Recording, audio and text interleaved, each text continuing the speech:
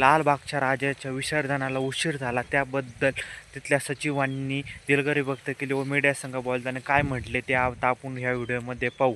मंडळासाठी आज खूप भावनिक असा विषय होता.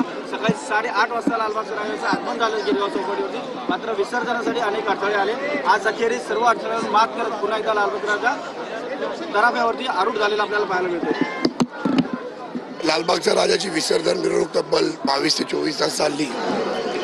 आम्ही यायला पोहोचलो होतो, परंतु मला वाटते तुफान 2 दिवस मुंबईत पडत असलेला पाऊस आणि अरबी समुद्राची भौगोलिक परिस्थिती पाहता त्यावेळेला भरती खूप लवकर आली आणि आमचा विसर्जन सोहळा लालबागच्या राजाचा हा भरती आणि ओटी याच्यावरती पूर्णपणे विसंबून असतो.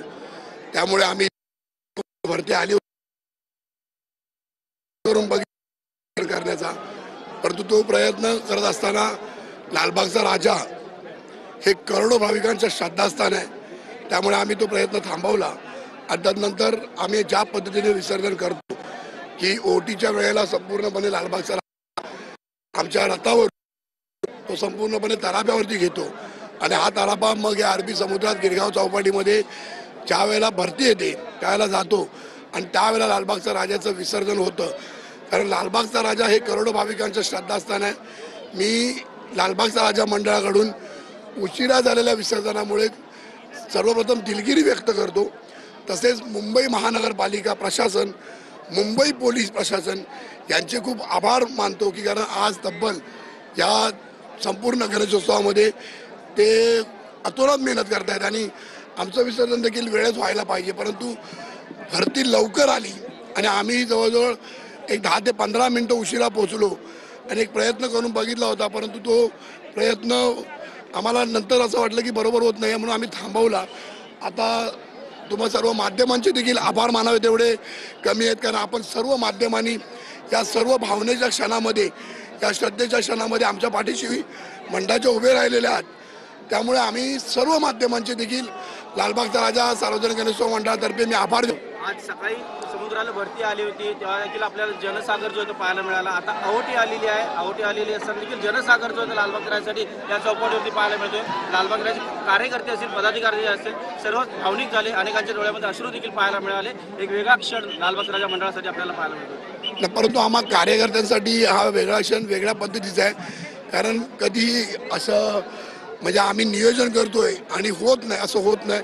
त्यामुळे मी मगाशीच दिलगिरी व्यक्त परिस्थितीमध्ये त्याचं विसर्जन थोडं उशिरा का होईना, परंतु अतिशय योग्य पद्धतीने शास्त्रोक्त पद्धतीने आम्ही अनेक वर्ष करत आलेलो आणि तसंच विसर्जन आता आपण थोड्या वेळात सर्व माध्यमांवरती दाखवाल. अतिशय चांगल्या नवीन पद्धतीचा तराफा बनवलेला आहे, नवीन पद्धतीची गाडी बनवलेली आहे. त्यामुळे हे शास्त्रोक्त पद्धतीने अतिशय चांगल्या पद्धतीने हे विसर्जन सोहळा आता थोड्या वेळात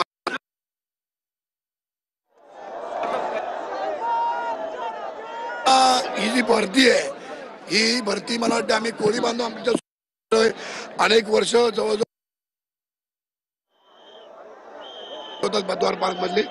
मी त्यांच्याशी देखील आता संवाद साधला. त्यांचं म्हणणं आहे की 10:30 ते 11 वाजता रात्री या ठिकाणी हा तराफा फ्लोट होईल आणि त्यानंतर लालबागचा राजा या अरबी समुद्रात गिरगाव चौपाटीमध्ये विसर्जनाकरता मार्गक्रमण करेल.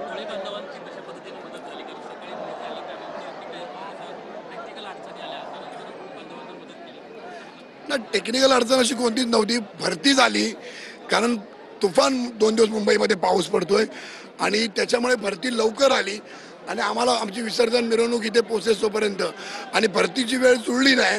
त्याच्यामुळे मग त्याच्यानंतर मंडळानेच आम्ही निर्णय घेतला की विसर्जन थांबवायला पाहिजे, कारण त्यावेळेला ते चॅलेंजिंग होतं आणि भौगोलिक परिस्थिती आपण या समुद्रातली बघताय. त्यामुळे आम्ही ते थांबवण्याचा निर्णय घेतला आणि आज तब्बल म्हणून मी मगाशी सांगितलं की माध्यमांचे देखील मी आभार व्यक्त करतोय, कारण तुम्ही देखील यात साथ दिले. का थोडं आलेलो आहोत विसर्जनाकरता आणि आज रात्रीपर्यंत हे विसर्जन पार पाडू.